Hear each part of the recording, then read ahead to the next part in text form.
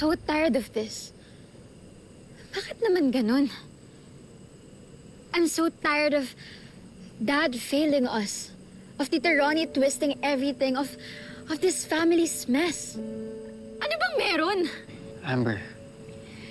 At yung ate mo, hindi ko na alam kung paano ko siya titignan. Part of me hates her because of all the lies.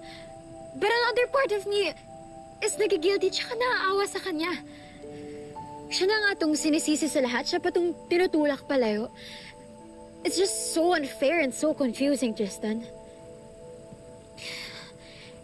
Everything just feels shaky, shady.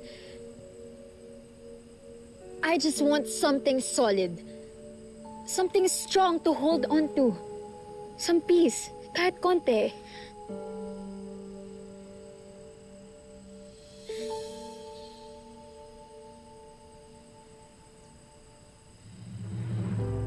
Eto. Dito ka muna kumapit. May mga tao ka pa rin pwedeng sandalan. Kapitan.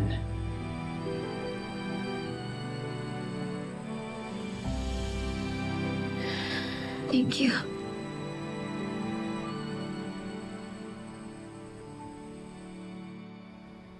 Mas buti na lang talaga nandiyan si Dennis, no? Lagi kanya tinutulungan. Pagdating sa ebidensya, payo, lakas ng loob. Talagang hindi kanya iniiwan sa laban na to. Alam mo, laki nga rin ng pagpapasalamat ko talaga kay Dennis eh. Kasi, isipin mo kahit mga kaibigan niya yung involved, doon pa rin talaga siya sa tama at totoo. Ay nako, mabuti na lang ang himbing ng tulong nitong apo ko. Walang pasan-pasan, walang kaalam-alam, gulong-gulo na tayong lahat. Hayaan na lang natin yung bata, Manang. Huwag na natin ipaalam sa kanya. Eh, ito nga si Amber eh. Gulo na yung buhay dahil dito. Sus, bes, kasalanan naman ng dati mong asawa. Eh kung hindi ba naman niya kasi pinatulan niyang impactan yan habang kasal pa siya, eh di sana hindi humaba yung sungay ng babaeng yun. Laging silosa, laging naninira. Ayan, pati sarili mong pamilya nagawa niyang wasakin. Alam mo, hindi ako magtataka kung talagang magagawa niyang pumatay. Alam mo kung iisipin mo, may motibo rin talaga tong si Ronnie. At kung talagang siya nga, dapat pagbayaran niya yun. Dapat maranasan niya lahat ng mga naranasan ko. Dapat magdusa siya. Dahil deserve niya yun. Hindi ako. Willing ka bang mag-testify sa court kung sakali? Yes. Kung yun ang kailangan para lumabas ang totoo. Well, Fred, circumstantial evidence pa rin, pero substantial. May motibo, kaya documented lahat ng extramarital affairs ni Ronnie. Meaning, malakas ang selos niya kay Joy. Pangalawa naman, opportunity. She has easy access to the Santos household bago nangyari ang krimen. Pangatlo, pattern of harassment.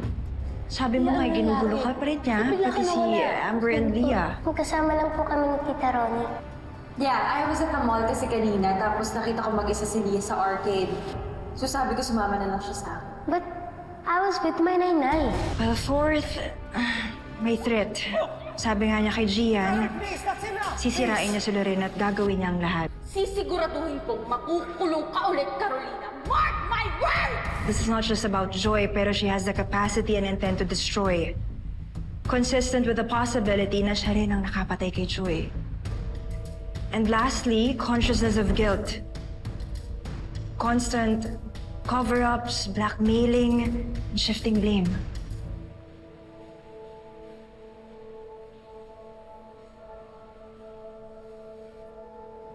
Excuse me, sir. Alam mo ba ibig sabihin na to? Kung itutuloy mo to, babaksak si Ronnie. For good. Kung yun ang kapalit na katotohanan, handa akong panindigan.